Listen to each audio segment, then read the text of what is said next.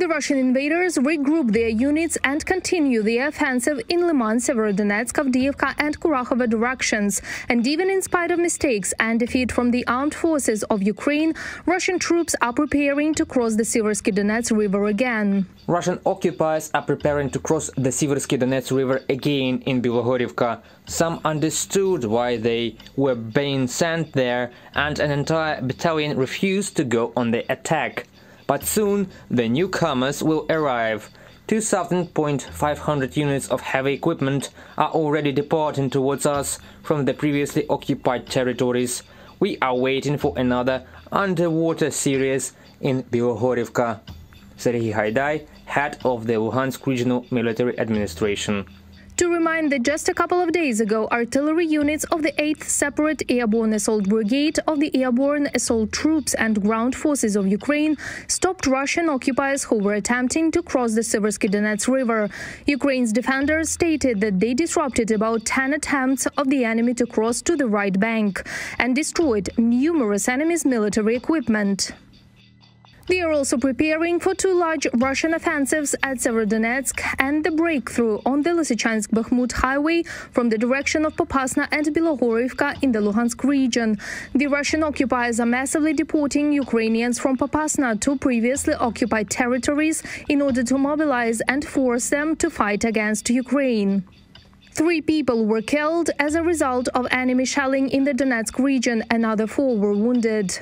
The Ukrainian military repelled 12 enemy attacks in the Donetsk and Luhansk regions on Saturday, and fighting continues in another 6 locations. The servicemen of the Joint Forces grouping destroyed 8 tanks, 5 artillery systems, 9 units of armored combat vehicles, 5 enemy vehicles during the past day. The night before, the 201st Russian fighter jet was shot down by anti-aircraft missile forces of the Ukrainian Air Force. The 201st aircraft of the occupiers was shot down. It happened in enemy territory around 6 p.m. Also, the air defense forces destroyed several operational tactical unmanned aerial vehicles. In Mariupol, the blockade of Ukrainian units in the area of the Azovstal plant continues. The occupiers do not cease airstrikes and artillery shelling. They also used incendiary phosphorus bombs for the first time, said the advisor to Mariupol Mayor Petro Andrushenko. The combustion temperature of the bombs used by the enemy reaches up to 2,500 degrees Celsius. The Russian troops shelled again the Sumy region with mortars the night before. About 6 shells were launched. No casualties were reported. Another time, the Russian troops also targeted the Kharkiv region. 2 people were wounded as a result of the attack on the town of Chuguyev.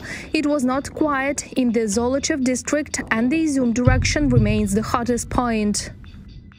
The city of Kharkiv is relatively quiet, with no shelling, but the enemy continues to attack the region. In particular, Chuguyev was hit. 2 people were wounded, including a 15-year-old child. Oleg Senegubov, head of the Kharkiv Regional Military Administration. The air raid alarm was heard in almost all regions of Ukraine tonight, and in Odessa a Russian mine was even found on the beach. As a result of the storm, an enemy sea mine was washed up on the coast of Odessa. Unable to deactivate it any other way, our sappers decided to detonate the mine on the site. Reported by Marina Stepanenko, Mariana Krechet, UATV News.